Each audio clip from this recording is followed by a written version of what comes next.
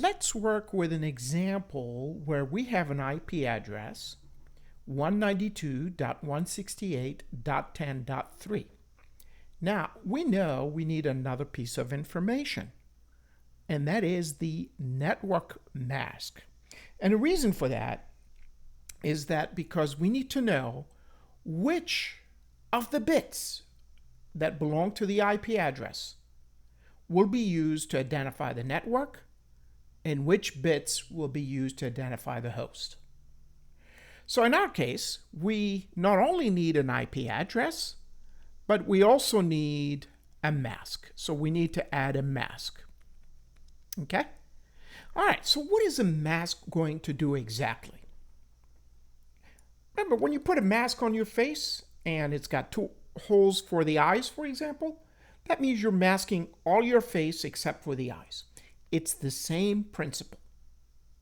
So the idea behind it is to be able to use the mask to identify the network that we need and filter out or filter in the eyes, for example, or in our case, the host or the host portion.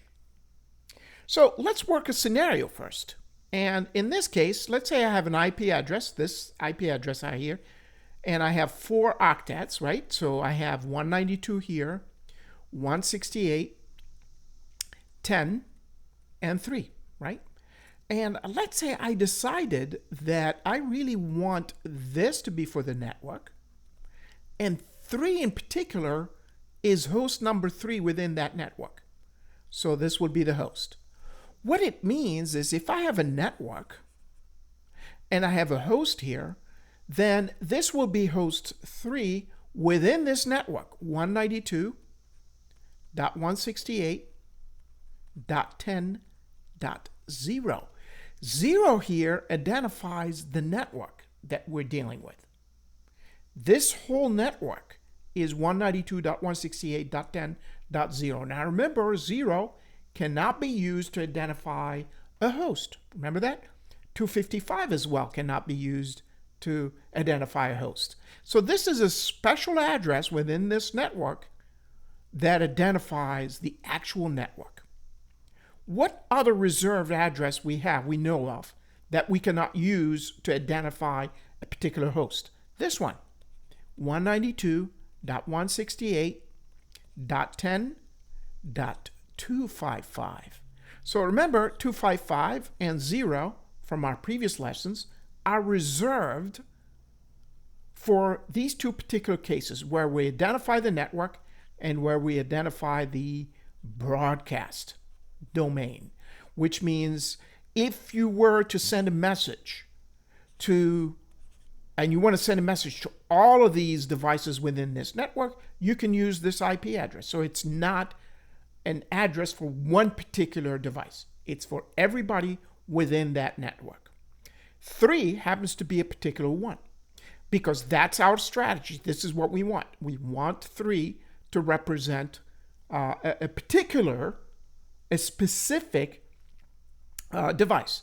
Now, the way you will enter that IP address in the device, manually or dynamically, if you're using some sort of a dynamic addressing, but in your case, we're going to be doing an example where we're going to enter this manually. You don't just enter 3, you enter this 192.168.10.3 as the IP address, plus a mask. To let the computer know that is exactly what you're doing, that you want this 3, your intent is to make 3 the actual host. Okay? And your intent is to make this your network address and to make this your broadcast address. So the mask is going to be extremely important, okay, to let the computer or the device know this needs to be done, this needs to be done, and this needs to be done. Okay? Good. So what do we want? So we want, now remember, if you multiply anything by 1, it remains the same. If you multiply anything by 0, it becomes 0. We could use those bit masks to filter out what we want. So the idea here, if you want all of this, all of these bits to remain the same, then you will be multiplying by the mask as 1, 1, bit by bit. 1, 1, 1, 1. And you enter the mask in this manner. Now, obviously, we will be entering the mask in a decimal format, but right now I'm showing it to you in binary. 1, 1, 1, which means we are trying not to alter these 3 octets right here.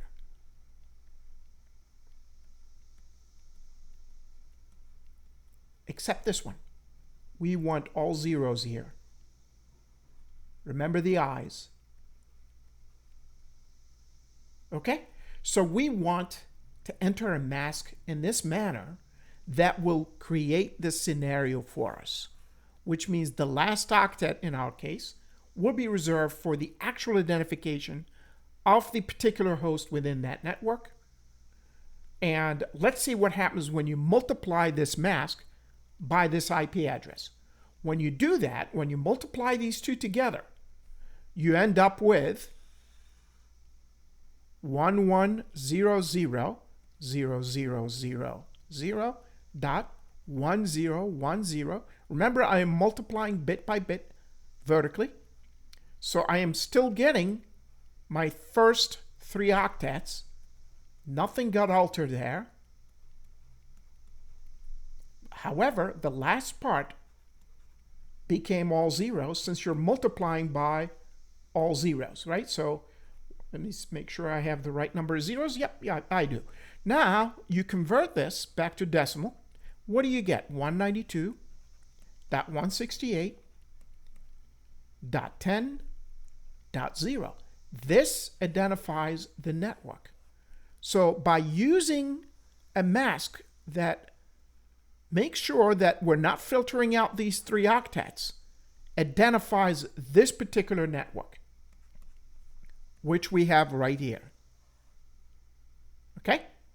So that means this octet, if you were to change numbers in it, what are the possibilities? We know we can go from 0 to 255. Well, in between, we can have 1, 2, 3, etc. until 254. These here you could use for your particular hosts. It just happened that we picked host 3 out of that range. So valid hosts are going to be from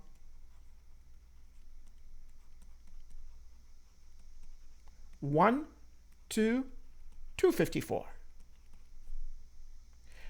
.0 here will be reserved to identify the network. 255 will be used to identify the broadcast where this particular host, .3, belongs.